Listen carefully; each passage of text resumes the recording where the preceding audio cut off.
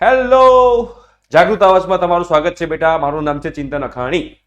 આજે હું તમને ગુજકેટ 2025 માટેની એવી જબરજસ્ત ટિપ્સ અને ટ્રિક્સ આપવાનો છું કે તમારે 110+ માર્ક્સ લાવવા હશે તો તમે લોકો ઇઝીલી લાવી શકશો. યસ, બીકોઝ ગુજકેટનું બેટા 50% વેટેજ છે અને આ ગુજકેટ જ તમારો રેન્ક ડિસાઇડ કરશે બોર્ડ એક્ઝામમાં, તમારા એસીપીસીના એડમિશન પ્રોસિજરમાં. તો ગુજકેટને કોઈએ લાઇટલી લેવાની નથી.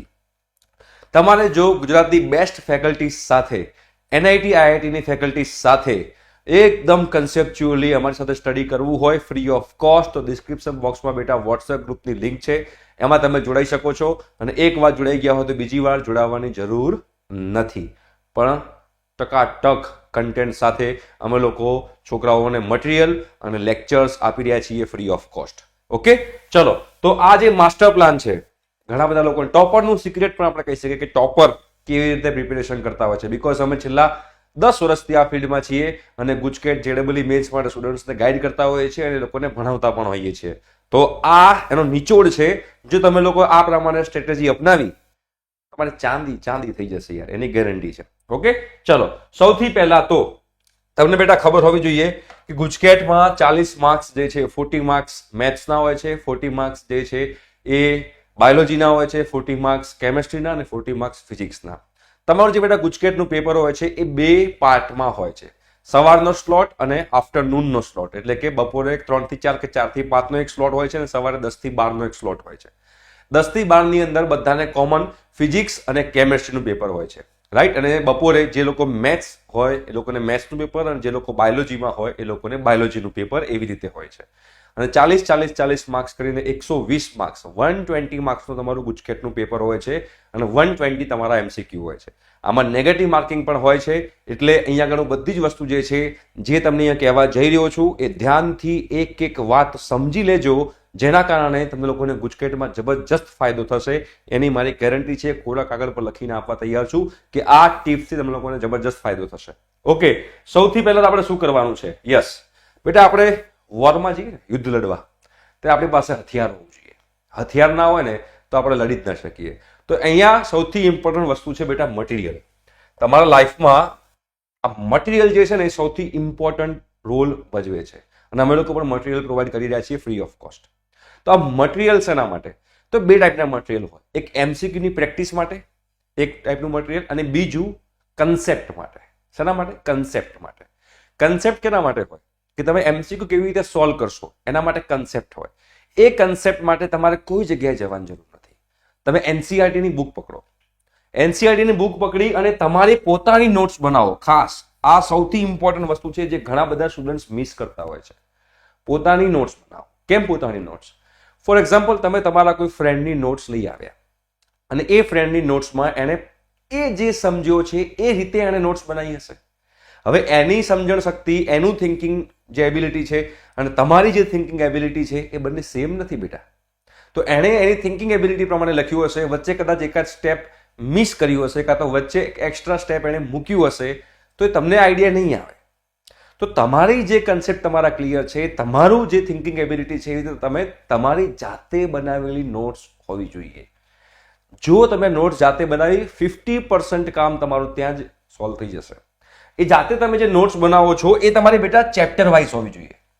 ચેપ્ટર વાઇઝ અને 1 પેજ નોટ હોવી જોઈએ. 1 પેજ એટલે ફોર એક્ઝામ્પલ, તમે લોકો મેથ્સની વાત કરી રહ્યા છો તો મેથ્સની અંદર ફોર એક્ઝામ્પલ કોઈ એક ચેપ્ટર છે, આપણે એક્ઝામ્પલ માની લઈએ કે મેટ્રાઇસિસ છે કે ડિટર્મિનન્ટ છે કે પ્રોબેબિલિટી છે કે સ્ટેટિસ્ટિક્સ છે, જે બી કોઈ ચેપ્ટર હોય, એ ચેપ્ટરનું એક જ પેજની અંદર વધુમાં વધુ 2 પેજની અંદર બધા એના ઇક્વેશન્સ, બધા એના ઇમ્પોર્ટન્ટ કન્સેપ્ટ, એ બધું તમે લોકોએ સમજીને લખી લીધેલું હોવું જોઈએ. એટલે at the end of the day, જ્યારે ગુજકેટની એક્ઝામ નજીક આવે ત્યારે પાછું તમારે આખી બુક લેવી ના પડે. જેમ બને મટીરિયલ નાનું કરતા જાઓ. જો બુક પકડીને બેઠા રહેશો તો એક્ઝામના આગલા દિવસે તમને થશે કે આટલી મોટી બુક પાછી હું ક્યાં રિવાઇઝ કરું. બટ એ જ બુક, આખી જે મોટી બુક છે બેટા, એ નાના 10 પેજમાં આવી ગઈ હોય કે 15 પેજમાં એ બુક તમારી આવી ગઈ હોય તો તમને લોકોને કેટલું ઇઝી રહે અને તમારો કોન્ફિડન્સ લેવલ વધતો જાય, રાઈટ. તો અહીંયા આગળ આ 1 પેજ નોટ તમારી હોવી જોઈએ બેટા, અને નીટ એન્ડ ક્લીન હોવી જોઈએ. હું એમ નથી કહેતો કલરફુલ યુઝ કરો, પણ નીટ એન્ડ ક્લીન હોવી જોઈએ. આપણે નોટ્સ હાથમાં પકડીએ તો બેટા આપણને જોવું તો ગમવું જોઈએ ને કે એવું ના થાય કે યાર ક્યાં કંટાળાજનક નોટ્સ બનાવી છે, એવું નહીં. નીટ એન્ડ ક્લીન હોવી જોઈએ. તો જેના કારણે તમે જ્યારે એ નોટ્સ તમારા હાથમાં લો બેટા, તો તમને ખુદને પણ એ વાંચવી ગમવી જોઈએ. એવું નહીં કે પછી એમ થાય કે યાર નથી મજા આવતી, એવું ના થવું જોઈએ, રાઈટ? તો એ નીટ એન્ડ ક્લીન હોવી જોઈએ. આ વસ્તુ પહેલા સૌથી ઇમ્પોર્ટન્ટ છે. તમારે ગુજકેટમાં સ્કોર કરવો હોય તો તમારો ફર્સ્ટ સ્ટેપ જ આ છે કે મટીરિયલ બનાવો. હવે બેટા મટીરિયલ બની જાય છે, એના પછી ટીપ નંબર 2 એ છે કે સૌથી પહેલા કયા એમસીક્યુ કરવા. સૌથી પહેલા કયા એમસીક્યુ કરવા? બીકોઝ તમે માર્કેટમાં જશો તો એમસીક્યુ નો ભંડાર છે. કયા એમસીક્યુ કરવા, કયા એમસીક્યુ ના કરવા, એ છોકરાઓને બહુ જ મોટું કન્ફ્યુઝન હોય છે. તો એમાં સૌથી પહેલા તમારે પીવાયક્યુ જ પકડવાના. સૌથી પહેલા તો એ જ કમ્પ્લીટ કરવાના. બોર્ડના પણ ગુજરાત બોર્ડમાં 50 માર્ક્સના એમસીક્યુ નું વેટેજ છે. તો જે કોઈ સેન્ટ્રલ બોર્ડના સ્ટુડન્ટ્સ હોય એ લોકો પણ ગુજરાત બોર્ડના પેપર પીવાયક્યુ ઉઠાઈ શકે છે. અને જે લોકો ગુજરાત બોર્ડના છે બેટા, એ લોકો તો ઉઠાઈ જ શકે છે. તો એ પીવાયક્યુ જે છે, ફોર એક્ઝામ્પલ તમે મેથ સબ્જેક્ટ છે તો મેથ સબ્જેક્ટમાં છેલ્લા 3 વર્ષના કે 4 વર્ષના તમે પીવાયક્યુ ઉઠાવો તો એમાં 50 માર્ક્સના તમે જોશો 50 એમસીક્યુ હશે તો 200 એમસીક્યુ તમને ત્યાંથી જ મળી જશે. 200 એમસીક્યુ તમને લોકોને ત્યાંથી મળી જશે. પ્લસ ગુજકેટના બી પીવાયક્યુ ઉઠાવી લો. તો ગુજકેટના બી પીવાયક્યુ ઉઠાવશો એટલે તમને 200 ને લગભગ 150 જેવા કરીને તમને 350 થી 400 એમસીક્યુ, 350 to 400 એમસીક્યુ તો માત્ર ને માત્ર તમને પીવાયક્યુ માંથી જ મળી જશે. એ પીવાયક્યુ થી તમને લોકોને શું આઈડિયા આવશે? 2 બેનિફિટ તમને થશે. બેનિફિટ નંબર 1, એમસીક્યુ નું લેવલ કેટલું છે એ આપણને આઈડિયા આવશે. બીકોઝ બેટા જે લોકો જેડબલઈ મેન્સની પ્રિપેરેશન કરતા હોય છે ને, એ લોકોનું ડિફિકલ્ટી લેવલ હાઈ સેટ થઈ ગયું હોય છે. એમના મગજમાં એક સાયકોલોજીકલી સેટ થઈ ગયું હોય છે કે એમસીક્યુ તો ટફ જ હોય, ટફ જ હોય, ટફ જ હોય. એટલે જ્યારે ઇઝી એમસીક્યુ આવે ને ત્યારે કન્ફ્યુઝ થઈ જાય કે આ એમસીક્યુ કેવી રીતે સોલ્વ કરશું. બટ આપણે કહેવાય ને કે ગુજકેટનું લેવલ આ છે તો જેડબલઈ નું લેવલ આ છે. તો ગુજકેટ માટે તમારે પેલા ચેક કરવું પડશે કે ગુજકેટનું લેવલ કેટલું છે, બોર્ડનું લેવલ કેટલું છે. તો તમે આ પીવાયક્યુ જોશો એટલે તમને ઓટોમેટિકલી આઈડિયા આવશે કે ગુજકેટનું અને બોર્ડનું લેવલ કેટલું છે. ઘણા બધા સ્ટુડન્ટ્સ એવી મિસઅન્ડરસ્ટેન્ડિંગ હોય છે કે આપણે જેડબલઈ મેથ્સની તૈયારી કરીએ છીએ એટલે ગુજકેટમાં તો આપણે પૂરા માર્ક્સ આવશે જ. હા, આવી શકે. બટ જો આપણે એવી જ મેન્ટાલિટી રાખીએ કે એમસીક્યુ ટફ હશે તો ઘણીવાર એવું થાય છે કે ઇઝી એમસીક્યુ સોલ્વ થતા નથી હોતા. એટલે પહેલી જે મેં તમને ટીપ આપી હતી એ ટીપ એ છે કે તમારે તમારું મટીરિયલ બનાવવાનું છે. બીજા નંબર એ જે તમે ટીપ આપી કે તમારે બધા જ પીવાયક્યુ ભેગા કરી દેવાના છે અને પીવાયક્યુ સૌથી પહેલા સોલ્વ કરવાના છે.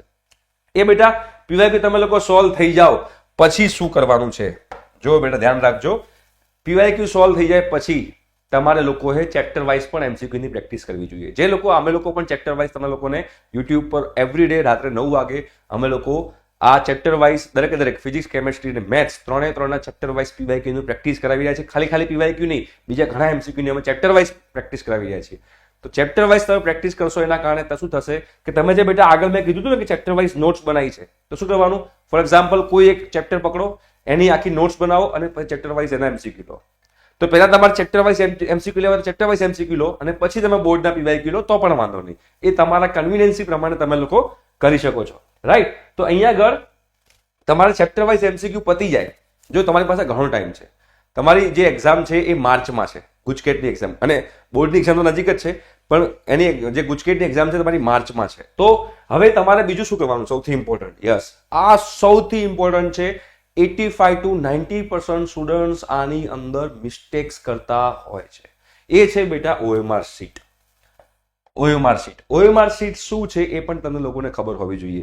તો બેટા જુઓ, ફોર એક્ઝામ્પલ 40 એમસીક્યુ હોય તો અહીંયા 1 2 3 4 5 6 7 આવી રીતે એમસીક્યુ લખેલા હોય. અહીંયા A, B, C અને D લખેલું હોય ને અહીંયા આગળ ધારો કે એવું ના લખ્યું હોય, અહીંયા ધારો કે ABCD ના લખ્યું હોય તો અહીંયા 4 સર્કલ હોય, એની અંદર A, B, C અને D આવી રીતે લખેલું હોય. હવે ફોર એક્ઝામ્પલ તમને એવું લાગે છે કે તમારો ઓપ્શન C સાચો છે તો ઓપ્શન C પર તમારે આમ ડાર્ક સર્કલ કરવાનું હોય છે, રાઈટ?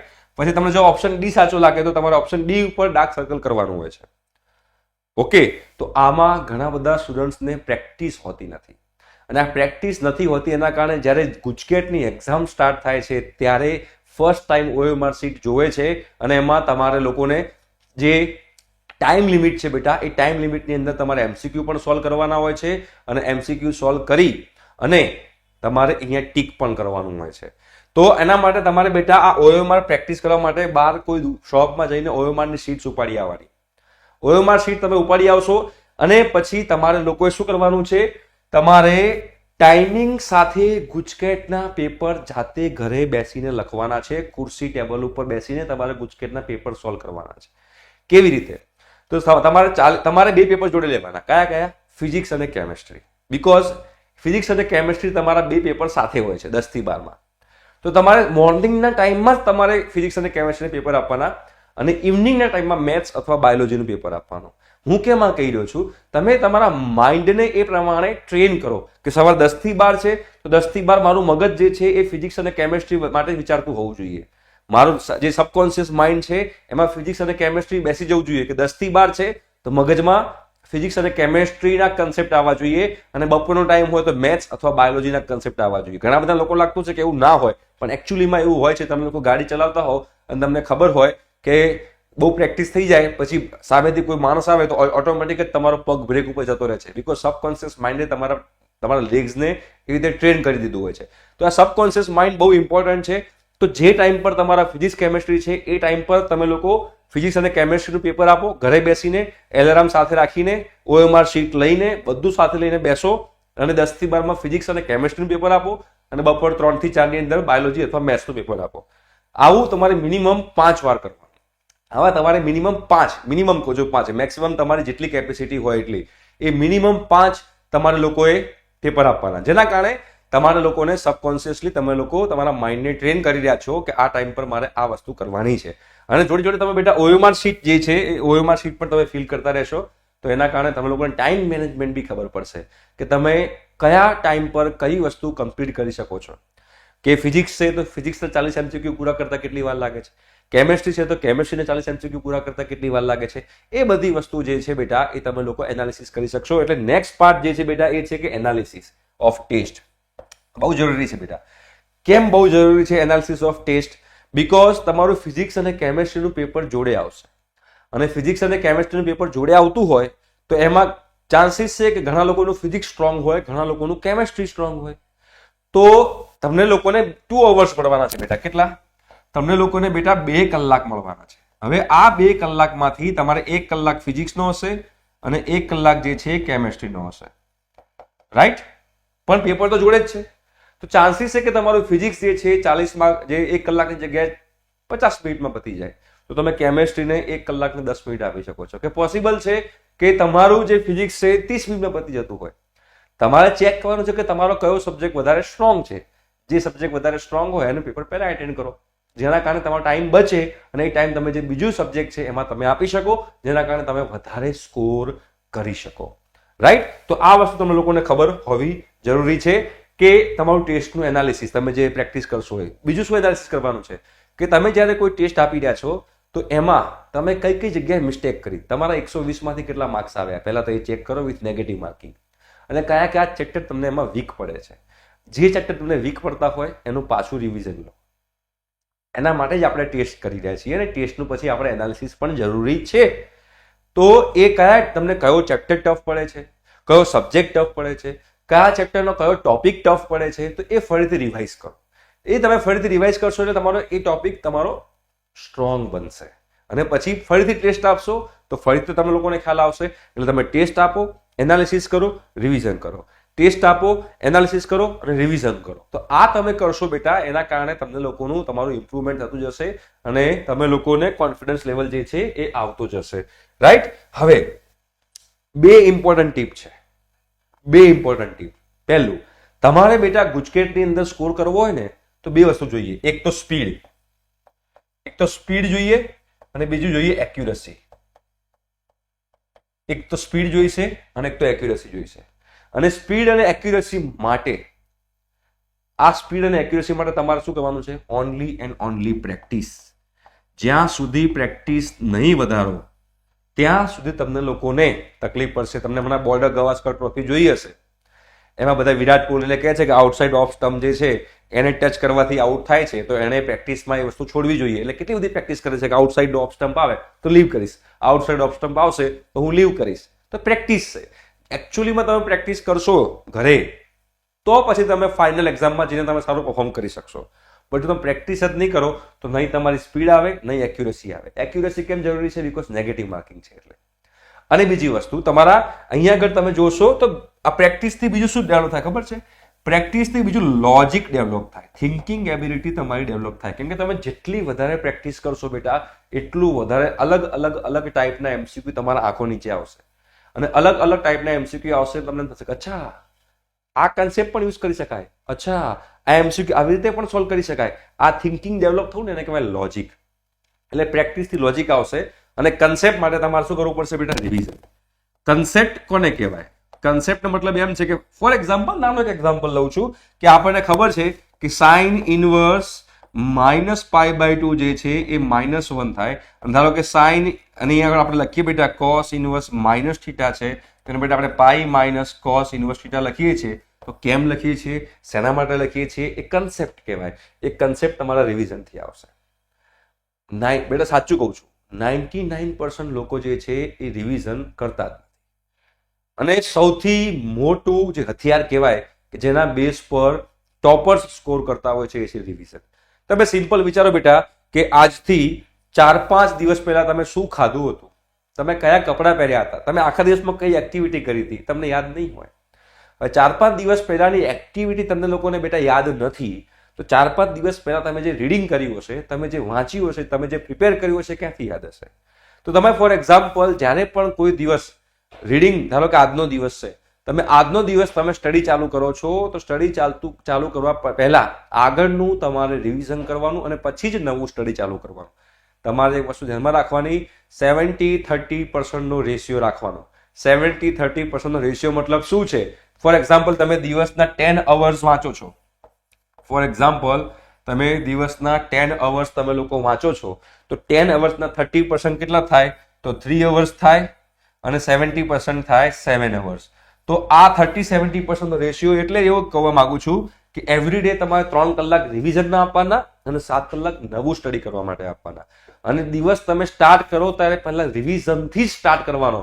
એવું નહીં કે રિવિઝન પછી કરીશ, ના, પહેલા રિવિઝન પછી નવું પકડો, પહેલા રિવિઝન પછી નવું પકડો. એની પહેલા નવું કોઈ ટોપિક તમારે લોકોએ લેવાનો નથી. જો આ પ્રમાણે તમે નહીં ચાલ્યા, જો બેટા તમે રિવિઝન પર ફોકસ નહીં કરો, તો તમને લોકોને કોઈ દિવસ વાંચેલું યાદ રહેશે નહીં. બધા કહેતા હોય છે કે સર મને વાંચેલું યાદ નથી રહેતું, વાંચેલું યાદ રહેતી નથી, તો એ વસ્તુ ખોટી છે. વાંચેલું તો યાદ રહે જ જો તમે લોકો રિવિઝન કરતા હોય તો, રાઈટ? તો આ બધી બેટા ટિપ્સ છે. આ ટિપ્સ તમે લોકો ફોલો કરશો તો તમે લોકોને 110% ગુજકેટની અંદર બહુ જ હેલ્પ થશે.